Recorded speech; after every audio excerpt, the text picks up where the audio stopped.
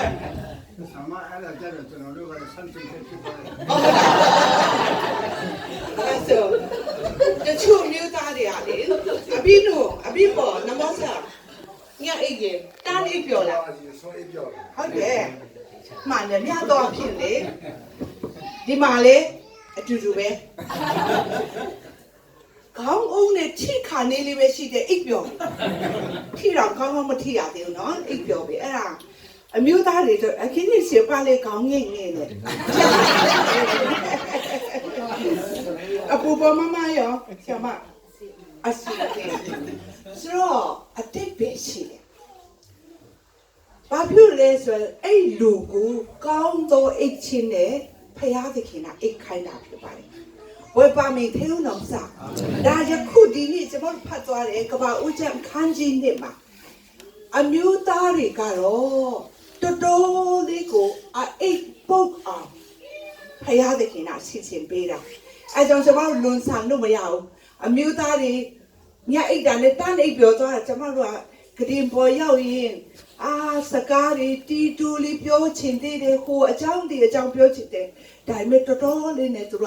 သိတော့မထင်းနိုင်ဘူးပေါ့နော်ဆိုတော့အဲ့ဒါကောင်းသောအိတ်ချင်းနဲ့ဖျားသခင်ကသူတို့အိတ်ခိုင်းတာဖြစ်ပါတယ်ဆိုတော့ဒီနေ့ကျွန်တော်တို့တွေ့သွားတဲ့နေရာမှာလူကိုကောင်းသောအိတ်ချင်းနဲ့ဖျားသခင်ကအပဒမ်းမှနှစ်ထိုက်ပေါ့နော်အရာကိုအိတ်လူကောင်းအောင်အိတ်ခိုင်းပြီးတော့အဲ့ဒီချိန်မှာဖယားသခင်ကအလုတ်လုပ်ဆောင်တယ်။နိုင်ယူတစ်ချောင်းကိုယူတယ်။အဲ့ဒါနဲ့အဲ့နိုင်ယူကိုလည်းယူပြီးတော့အဲ့နိုင်ယူနာမှာအသားကိုပြန်ထည့်ပေးလိုက်တယ်။ဖယားသိပြီးမှတက်ဆွမ်းနိုင်သောဖယားရှင်ဖြစ်တယ်။နိုင်ယူတစ်ချောင်းထုတ်တာဆိုတကယ်ဆိုတော့နော်ဟိုစီးရုံမှာခွဲစစ်ရင်ဘယ်လောက်ခက်ခဲမလဲနော်။ဆိုတော့ဒီအမျိုးသားတွေအထူးသဖြင့်လူပြိုတွေလူပြိုတော့ဒီမှာတော့နေပါလေ။လူပြူသူလူခဲမခဲခဲပြီးမခဲအောင်နိုင်ယူနေရှာဖို့လိုသေးတယ်ပေါ့နော်ဆိုတော့ဝိုင်းရှာပေးလို့လေတခါလေကြိုက်မရအောင်ကိုပဲရှာရတယ်ဆိုတော့ကိုလိုဘွယ်လေသူ့နိုင်ယူတစ်ချောင်းပြောက်သွားတာတွေ့ခါနေနဲ့ကျမတို့လေဝိုင်းပြမရှာပေးလို့မတတ်ဘူးဒါပေမဲ့ဝိုင်းပြမရှာပေးနိုင်တဲ့အရာတစ်ခုကဆူတောင်းပေးခြင်းနဲ့သူ့ကိုဝိုင်းဝန်းကုန်မြကြတယ်အဖေအရှင်နာဆူတောင်းတောင်းနာရောင်ပြီးဒီနေ့သူ့အတွက်အကောင်းဆုံးသောနိုင်ယူတစ်ချောင်းလေးကိုပြန်တော့မှတဲ့ပေးလိုက်တဲ့ခါမှာသူတို့နှစ်ယောက်ကမျက်နှာလေးကလည်းချစ်စရာနော်နှစ်ယောက်စလုံးနောက်ထမင်းချက်လည်းတော်တယ်ဆိုတော့ကျမတို့လည်းတနေ့ကျရင်သွားစားရအောင်ပါပြန်ဒီကိုမှာနော်ဆိုတော့နောက်အမျိုးပေါ့ယောက်ျားအတွက်ကိုပေါင်းဖို့ကောင်းဖို့နော်ဒီယောက်ျားနဲ့အတူတကွထပ်တူထပ်မြလာရောက်ပြမှာဖြည့်ဆည်းပေးဖို့ရန်အတွက်ဖျားရှင်ကရည်ရွယ်ထားတာဖြစ်ပါတယ်အဲကြောင့်ဒီနေ့သူ့နိုင်ရိုးတစ်ချောင်းလေးရတဲ့အခါမှာဒီနေ့တော့ကိုရောဘွယ်ကတော့ပစံမပိတ်နိုင်တော့လေဟုတ်တယ်မလားပြုံးနေတာပဲတခါဒီတလားတော့စိတ်မဆိုးတော့ဘူးထင်တယ်နော်နိုင်ရန်ကိုတခါလေကျန်လက်သိနဲ့ထိုးတာအဲ့ဒါကြီးလက်ဒီတလားတော့ရှိမှာမဟုတ်တော့ဘူးဆိုတော့နိုင်ရန်ကိုလက်သိနဲ့လည်းထိုးဖို့မလိုတော့ဘူးကိုတော့အရာပြောတယ်ဇာတာဖျားသခင်ရဲ့အစီအမံဖြစ်ပါတယ်ဒီနေ့ကောင်းသောအိတ်ချင်းနဲ့တို့ကနိုင်ယူတစ်ချောင်းကိုယူပြီးတော့မှအတိတ်သောဒီနိုင်ယူလေးကိုပြန်ပြီးတော့မှဖျားထည့်ပေးလိုက်တဲ့အခါမှာဒီနိုင်ယူကိုမကျူးမပဲ့မထိမခိုက်မနာအောင်ဆက်လက်ပြီးတော့မှပြုစုဖို့ရန်ကိုရောဘောရအများကြီးတောင်းရှိတယ်အိမ်ထောင်ပြုတ်ကြတယ်ဆိုတာနော်ပြောရရင်တော့ပြင်လေခရီးကိုတူတူကွာသွားတဲ့ခရီးနဲ့တူတယ်လှီတူတူစီးတယ်အဲ့လှီစီးတဲ့အခါမှာတခါလေကြာရင်ပြင်လေကခက်ထန်လာတယ်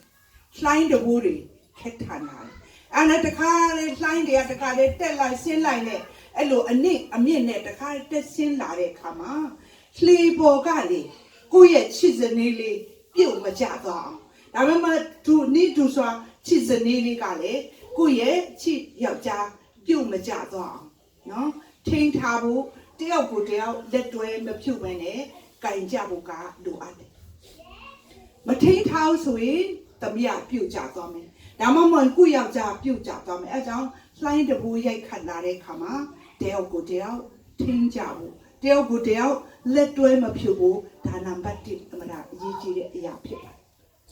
ထူအင်ထောင်မှာလှင်းကိုနှစ်ယောက်တူတူစီးကြတဲ့ခါမှာဘယ်သူပါလာတယ်လဲဆိုတော့ဒီနေ့ဖရာသခင်ခရစ်တော်တန်ရှင်တော်ဝိညာဉ်တော်ကအမြဲတမ်းဒီအင်ထောင်မှာပါခြင်းနဲ့ဖရာသခင်ဖြစ်တယ်ယနေ့ဇနီးမောင်နှံကလက်ထပ်တဲ့ခါမှာနှစ်ယောက်ရဲ့ချစ်ချင်းမေတ္တာနဲ့ပဲပေါင်းရင်အဲ့ကျိုးကမခိုင်ဘူးမခိုင်တဲ့ကျိုးကိုစပင်ပေါ့နော်ကျမတို့သုံးချောင်းနဲ့ကြစ်တယ်လို့ပဲဒီသုံးချောင်းအနေဖြင့်ဘုရားသခင်ကဒီမိသားစုမှာလာရောက်ပြီးတော့မှကျိုးကိုကြစ်ပေးတဲ့အခါမှာကိုရောဘောရဲ့မေတ္တာတရားရဲ့တရားနော်ခေါ်တရား sorry တရားကတိဆိုပါလား sorry ခေါ်တရားရဲ့မေတ္တာဆိုစမဟဲ့တရားဆိုခဏကြားတယ်လေအဲ့ဒါလည်းပြောတော့မှားတော့မလို့အဲ့တရားရဲ့မေတ္တာသူတို့နှစ်ယောက်ချစ်ချင်းမေတ္တာနော်အပေါင်း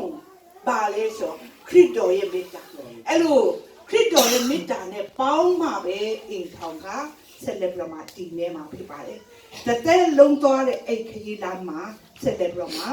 ခိုင်မြဲသွားမှာဖြစ်ပါတယ်အဲကြောင့်ခရစ်တော်ရဲ့မေတ္တာဖြင့်ခရီးနေတော့မိသားစုဖြစ်ဖို့အမှန်တမ်းအရေးကြီးတယ်တခါတလေနော်ရှိသေးတယ်လှိုင်းတကူအပြင်ဘာတွေထွက်လာသေးလဲဆိုတော့ပြင်လေပေါ်မှာသွားတဲ့အခါမှာကြောက်စရာကောင်းတဲ့အကောင်ဆူးတွေလေဆိုတော့ဒီမှာဆိုရင်တော့ကျွန်တော်တို့ဒီနေရာရောက်ပြီဆိုတော့ဒီတိုင်းပြိုရောက်တဲ့ခါမှာ crocodile လေတခါတလေကျရင်ပြင်လေကနေထွက်လာတာရှိတယ်။နော်မကောင်းဆိုးကအကောင်တွေကကိုက်လာဖို့ရန်အတွက်ရောက်လာရင်ယောက်ျားဘာသာကိုရောဘောရချစ်စလေးကိုကာကွယ်ဖို့တောင်းချင်။ခါရကျနော်လှိုင်းတဘူးရဲ့နောက်ပြမပြင်လေကနေထွက်လာတဲ့မကောင်းဆိုးအကောင်တွေကလာရောက်ပြီးတော့မှကိုက်ဖို့လုပ်တဲ့ခါမှာယောက်ျားဘာသာကတကယ်မိန်းမကိုကာကွယ်ဖို့လိုအပ်တယ်။ကိုမိန်းမကိုမကာကွယ်ဘဲနဲ့နေရင်တော့မိန်းမကိုတပါတော့အန္တရာယ်ပြုတ်နိုင်တော့အရာကထိခိုက်နိုင်တယ်။အဲကြောင့်ဒီနေ့သူတို့နှစ်ယောက်အတွက်ကိုဘုရားသခင်ရဲ့အကြံစီကအမှန်တမ်းအံ့ဩဖွယ်ရာကောင်းပါလေ။ဘာဖြစ်လဲဆိုသူတို့နှစ်ယောက်ဟာနှစ်ယောက်မဟုတ်တော့ပဲနဲ့ယောက်ျားလေးကိုမိဘကိုစွန့်ပြီးတော့မှတနကကိုခင်ပွန်းနိုင်မြေဝဲသမီးသူတို့နှစ်ယောက်ဟာနှစ်ယောက်မဟုတ်တော့ပဲတယောက်အနေဖြင့်ပူပေါင်းတော့မှာဖြစ်ပါလေဆိုပါဖခင်ရဲ့အကြံစီဖြစ်ပါတယ်အဲကြောင့်သူတို့နှစ်ဦးဟာအခုဆိုရင်တော့နှစ်ဦးမဟုတ်တော့ပဲနဲ့တသားတကူလေးဖြစ်နေပါတယ်မြို့သားတွေနော်လမ်းသွားတဲ့ခါမှာလေဒီလို platform မှာသွားတဲ့ခါမှာလမ်းပေါ့နော်ကားဖြတ်သွားဖြတ်လာနေတဲ့ဖက်မှာယောက်ျားနေရတယ်ဘာဖြစ်လဲဆိုတော့လမ်းကနေအကယ်၍ဒုက္ခပေါ့တခုခုရောက်လာတာရှိရင်တော့မှဘေးနားမှာရှိတဲ့ကိုယ့်ရဲ့အမျိုးသမီးကိုကာကွယ်နိုင်အောင်အဲ့ဒါအတွင်းပိုင်းမှာအမျိုးသမီးကိုသွားခိုင်းရမယ်ဒါမိရာပေါ်တယ်မို့ဒါလေအမရမအရေးကြီးတယ်ဘာဖြစ်လဲဆိုတော့ဒီလိုကျွန်တော်လမ်းသွားလမ်းလာမှာတောင်မှဒုက္ခရောက်တဲ့အစစ်အန္တရာယ်ဖြစ်နိုင်တဲ့အရာတွေကနေလေယောက်ျားကကိုမိန်းမကိုကာကွယ်ဖို့အရေးကြီးတယ်ခါရီကျန်နော်မြို့သားတွေကိုမိန်းမကိုကာကွယ်ဖို့ကိုချစ်စနေကိုကာကွယ်ဖို့မဟုတ်ပဲနဲ့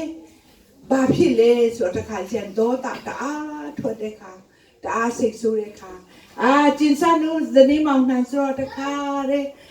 အခုထက်ထိစိတ်မဆိုးကြသေးဘူးထမင်းဟင်းလည်းကောင်းမွန်တူတူစားကြသေးတယ်စားသမျှဟင်းတာလည်းကောင်းလိုက်တာအပြုံးမျက်နှာလေးတွေ့တဲ့ခါထူလိုက်တာဆိုတဲ့အစ်စ်မှာတလားပဲရှိသေးတယ်ကျမတို့သိကြတော့ဟုတ်ပြီနော်နောက်နှစ်နဲ့ချီပြီးတော့မှပူပေါင်းလာတဲ့အခါမှာတခါလေးကျရင်နှစ်ယောက်ငင်းခုန်လာတဲ့အခါမှာယောက်ျားကတခါလေးငါမှရှိတဲ့ခွန်အားပဲဆိုပြီးတော့မှလက်တီးလက်မောင်းတန်းတော့မှကိုမင်းမကိုရိုက်တာတို့နော်ဒါမှမဟုတ်ပကံကိုစောင့်တာတို့ပကံကိုရိုက်ခွဲတာတို့ဘာတို့အဲ့ဒါမျိုးဟာယောက်ျားအနေနဲ့မလွတ်တဲ့အရာဖြစ်တယ်။မလွတ်ကောင်းတဲ့အရာဖြစ်တယ်။ တင်းတဲ့ခွန်အားကိုမိမအပေါ်မှာလက်သီးအနေဖြင့်သုံးဖို့မဟုတ်ဘဲနဲ့ကာကွယ်ဖို့ရန်အတွက်ဖခင်ကတာဝန်ပေးထားတာဖြစ်တယ်နော်အမြဲတမ်းအဲ့ဒါကိုစနေမောင်နှံနဲ့အသက်တာမှာဆက်လက်ပြီးမှာကြားချင်ပါကျမတို့တိုးစီရဲ့အသက်တာတည်တည်အိမ်ထောင်အသီးသီးမှာလေအမျိုးသားတွေအားလုံးရဲ့တာဝန်ဟာမိမကိုဆက်လက်ပြီးမှာကာကွယ်ဖို့ပံ့ပိုးဖို့ဖြစ်ပါတယ်မိမအပေါ်မှာအနိုင်ယူပြီးတော့မှရိုက်ခွဲဖို့နော်လက်တိလက်မောင်းနဲ့တခါတည်းထိုးဖို့ကြိတ်ဖို့နှိပ်ဖို့မဟုတ်ပါဘူးနော်အဲ့ဒါတွေလည်းမျိုးသားတွေယနေ့ဖျားပေးတာဝန်အနေဖြင့်ကိုယ့်ရဲ့မိမအကျင့်သူကိုဆက်လက်ပြီးမှကာကွယ်ဖို့ဖြစ်ပါတယ်။ဇောပြင်းလက်ခင်းကိုတွားတဲ့အခါမှာ